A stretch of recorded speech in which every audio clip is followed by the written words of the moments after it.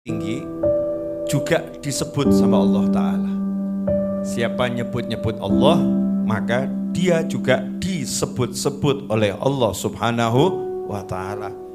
Bayangkan kita dibangga-banggakan oleh Allah di hadapan para malaikat, para nabi, para rasul, dan hamba-hamba pilihan Allah Subhanahu wa Ta'ala, karena kita juga membangga-banggakan Allah Subhanahu wa Ta'ala dengan nyebut-nyebut nama-namanya Allah Subhanahu wa Ta'ala. Nah, 4 macam zikir yang kita dianjurkan secara khusus karena ini terkait dengan bulan Dzulhijjah.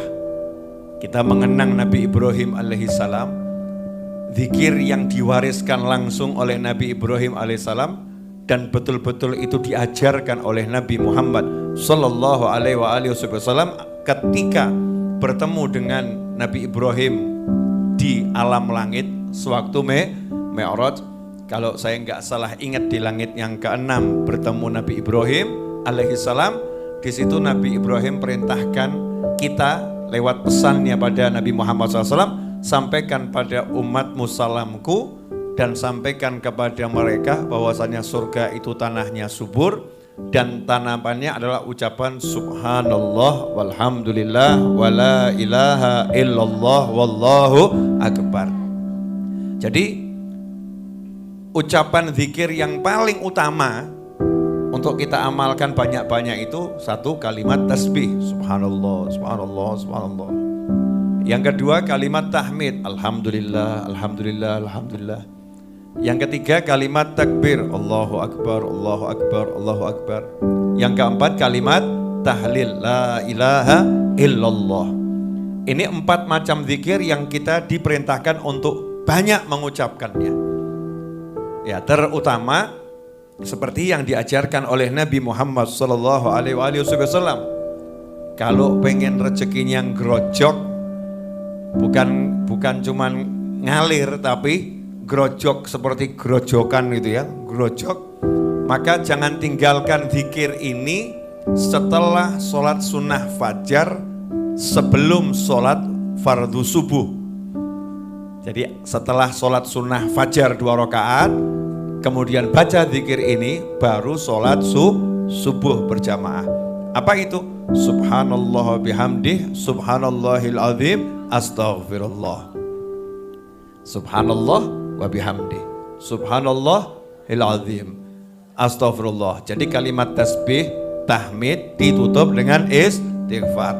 Lagi-lagi yang dikedepankan di situ, yang diutamakan adalah kalimat tasbih dan tahmid. Subhanallah wa bihamdih, subhanallahil azim, astaghfirullah. Dalam hadis yang lain Rasul menyatakan kalimatani khafifatin ala lisan, thaqilatani fil mizan, subhanallah bihamdih, subhanallahil azim, atau kama qala sallallahu. Jadi kalau kita mau rezekinya ngerojok, awali pagi sholat sunnah fajar 2 rakaat, setelah itu baca subhanallah wa bihamdih, subhanallahil azim, astaghfirullah sebanyak 100 kali.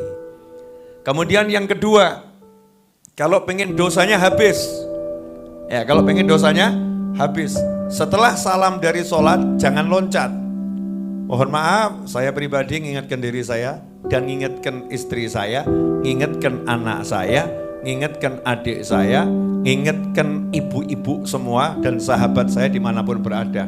Yuk kita betul-betul sadarkan diri, habis sholat jangan sentuh handphone.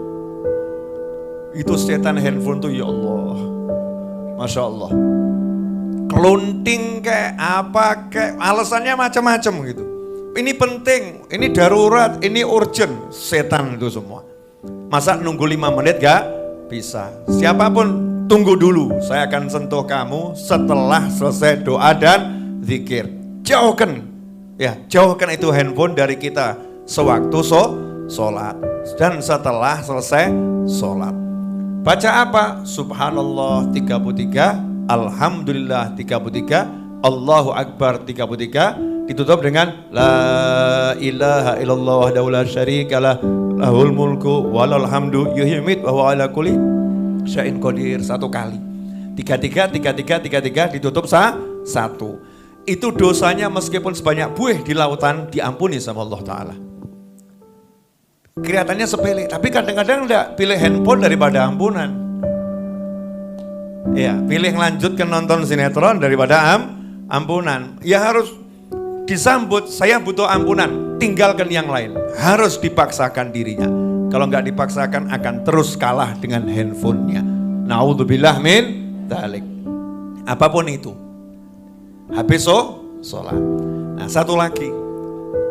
Mau tidur. Ini kan cukup 15 menit ya. Nah, mau tidur ini saya akan bacakan hadisnya. Bahkan zikir ini diwasiatkan langsung oleh Nabi Muhammad SAW kepada putrinya tercinta Sayyidah Fatimah Zahra radhiyallahu ta'ala anha dan menantunya tercinta Khalifah Ali bin Abi Thalib radhiyallahu ta'ala anhu. Nah, sebelum itu perlu dijelaskan rumahnya Kanjeng Nabi Muhammad SAW yang Rasulullah tinggal paling utama dan wafat di situ di kota Madinah adalah di rumahnya Sayyidatuna Aisyah radhiyallahu taala anha. Rumahnya Sayyidatuna Aisyah itu sebelahnya persis adalah rumahnya Sayyidah Fatimah Zahra radhiyallahu taala anha. Jadi jejer rumah Sayyidatuna Aisyah, sebelahnya rumah Sayyidatuna Fatimah radhiyallahu ta'ala anha. Dan rumahnya Kanjeng Nabi Muhammad SAW tidak ada pintunya. Yang ada cuman kain sebagai pintu. Ya, kain. Saking amannya. Kenapa? Dibuka langsung masjid. Dibuka lagi sebelahnya mantunya. Dibuka lagi sebelahnya istrinya. Aman. Yang masuk ya memang itu keluarga dan mahramnya ya dan mahramnya. Jadi Nabi Muhammad SAW pintu rumahnya hanya kain. Allahumma sholli wa sallim alaihi. Ya, pemimpin manusia seluruh jagat. Rumahnya hanya kurang lebih totalnya seluruh rumah itu 8 kali 4 kurang lebih. Ya, ada yang bilang lebih kecil dari itu. Tingginya 2,5 sampai 3 meter tingginya. Pintunya, bingkai pintunya, kusennya ukuran 1,5 tinggi, lebarnya 70 cm. Jadi kalau masuk dingklo. Ya, tawadhu. Pendek itu pintu rumah Nabi Muhammad sallallahu alaihi wasallam. Suatu hari Sayyidatuna Fatimah main ke rumah ayahnya. Radhiyallahu anha main ke rumah ayahnya, ada perlu sama ayahnya. Jadi tinggal jalan sedikit masuk di situ. Nah, ternyata sampai di rumah ayahnya lagi keluar. Nabi Muhammad SAW lagi keluar. Bagi-bagi pembantu. Sayyidatuna Fatimah datang, dengar ayahnya bagi-bagi pembantu. Sayyidatuna Fatimah disuruh oleh suaminya Ali bin Abi Thalib, minta sama ayahmu. Tapi karena sungkan gitu ya, tadinya nggak mau berangkat, tapi ya perintah suami gitu ya. Nggak apa-apa, minta sama ayahmu. Berangkat, ternyata Rasulullah SAW sudah keluar dan udah pembantunya dibagi habis untuk sahabat. Maka Sayyidatuna Fatimah pulang ke rumahnya. Nah, malam-malam Nabi Muhammad SAW balik ke rumah, dikasih tahu oleh Aisyah radhiyallahu ta'ala, Sayyidah Aisyah, ibu kita semua, ya, Ummul Mukminin, ya, ibu kita Aisyah radhiyallahu ta'ala ngasih tahu suaminya, ngasih tahu Nabi Muhammad SAW, tadi Fatimah kesini, berarti penting urusannya, dan gak ngomong apa-apa gitu. Maka Nabi Muhammad SAW segera keluar dari kamarnya, pindah ke sebelah, langsung masuk kamarnya Fatimah Zahra dan Ali bin Abi Thalib radhiyallahu ta'ala anhuma, sama pintunya juga kain. Keluar, buka pintu, masuk situ, ternyata Ali bin Abi Thalib masih melek, Sayyidah Fatimah Zahra juga masih melek, tapi sudah tiduran di ranjang yang sederhana. Dengar Nabi SAW masuk kamar, maka keduanya langsung mau bangun, mau nyambut. Sama Nabi SAW Udah gak usah bangun. Rasulullah yang naik ke atas ranjang, duduk di antara menantu dan putrinya. Sampai-sampai Ali bin Abi Thalib menyatakan radhiyallahu anhu, saya merasakan dingin kaki Nabi SAW sampai ke dada saya. Dan itu rumah Rasul gak ada atap yang solid ya, bukan didak. Atapnya bukan didak, pelepah kurma ditumpuk-tumpuk. Jadi kalau malam hawa musim dingin, yang dingin ya dingin banget. Ya sangat dingin. Nah, duduk di antara kedua putra dan putrinya, menantu dan putri tercintanya. Di situ Nabi Muhammad SAW faja'a faqa'ada baini wa bainaha hatta wajadtu barda qadamih ala batni faqala. Nah, karena sudah tahu, tanya itu, tadi datang ke rumah mau ngapain? Ada perlu apa wahai putriku? Fatimatus Zahra malu mau ngomong sama ayahnya, langsung narik selimutan.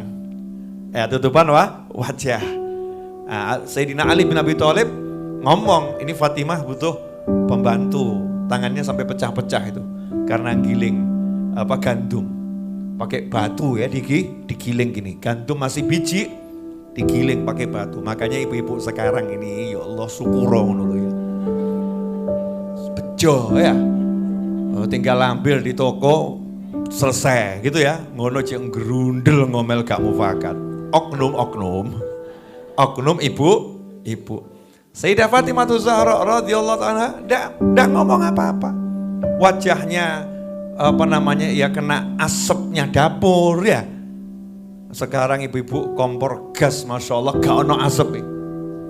Wih, itu aja masih protes, kompornya kok elek, Masya Allah. Ya, ini kompornya kurang modern, kurang cakep, kurang ini dapurnya kurang oke, Masya Allah. Sayyidah Fatimah Zahra radhiyallahu ta'ala anha malu pada Nabi Muhammad SAW, ayahnya sendiri, tutupan. Sayyidina Ali bin Abi Thalib radhiyallahu ta'ala anhu ngasih tahu, Fatimah butuh pembantu. Ya, kenapa suaminya kau nggak ngasih? Ya memang nggak punya uang. Nah, untuk carikan pembantu, nggak punya uang.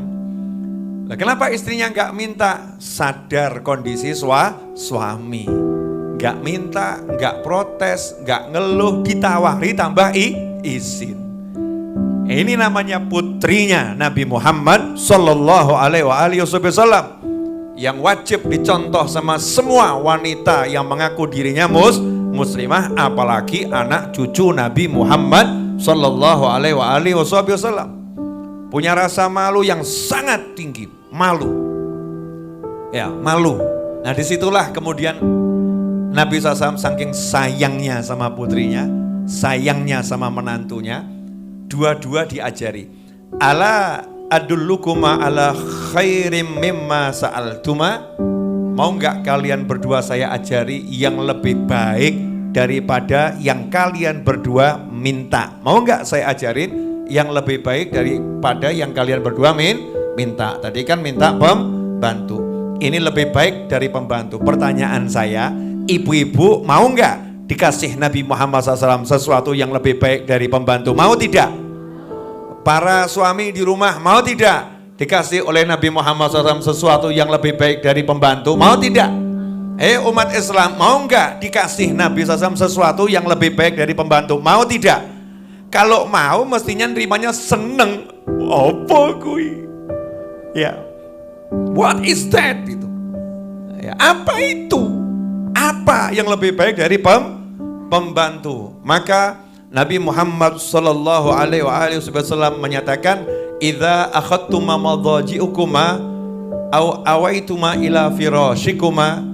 Kalau kalian sudah berada di pembaringan kalian, ya, atau sudah menuju tempat kalian untuk tidur, fasabbiha thalathan wa thalathin, maka ucapkanlah kalimat tasbih sebanyak 33 kali.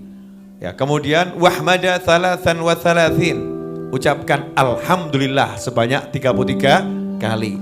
Wa kabbira arba'an wa thalathin, maka setelah itu ucapkan kalimat takbir sebanyak 34 kali. Fahuwa khairun lakuma min khadim, maka itu buat kalian berdua lebih baik daripada kalian mendapatkan pembantu. Itu lebih baik daripada dapat pembantu. Jadi mau tidur sebentar saja, singkirkan handphone, singkirkan macam-macam, sudah siap mau take off. Ya, mau take off. Duduk sebentar atau sambil berbaring, bacalah subhanallah, subhanallah, subhanallah, subhanallah, subhanallah 33 kali. Alhamdulillah, alhamdulillah, alhamdulillah 33 kali. Allahu akbar, Allahu akbar, Allahu akbar, Allahu akbar. Baca terus sampai 34 kali. Lebih baik daripada pembantu. Nah, Sayyidina Ali bin Abi Thalib radhiyallahu taala anhu, ya, beliau mengatakan, saya kemudian mempraktekkan itu dan tidak pernah saya tinggalkan sejak hari itu sampai kapanpun. Bahkan dalam peperangan yang dahsyat, ya, saya mau tidur pun tidak tinggalkan ini.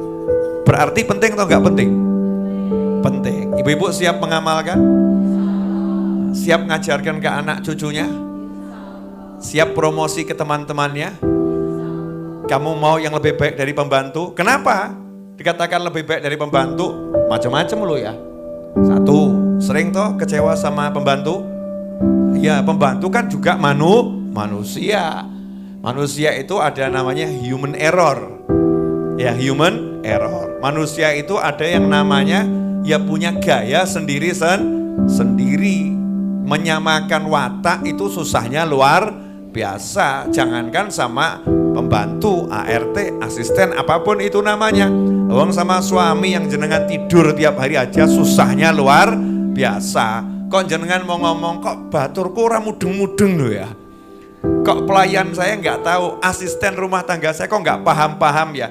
Jangankan asisten rumah tangga, wong suami saja nggak paham, anak nggak paham. Oh, diri kita sendiri juga kadang nggak paham sama diri kita ya. Aku ora mudeng ya, aku kok gini ya. Sama dirinya sendiri nggak paham. Nah, ini kalau zikir tadi lebih baik dari pembantu. Artinya akan memberi kita kekuatan, akan membantu menyelesaikan masalah kita dari Allah Subhanahu wa taala dan menjadi pahala yang tiada tara serta multifungsi. Taunya bagaimana?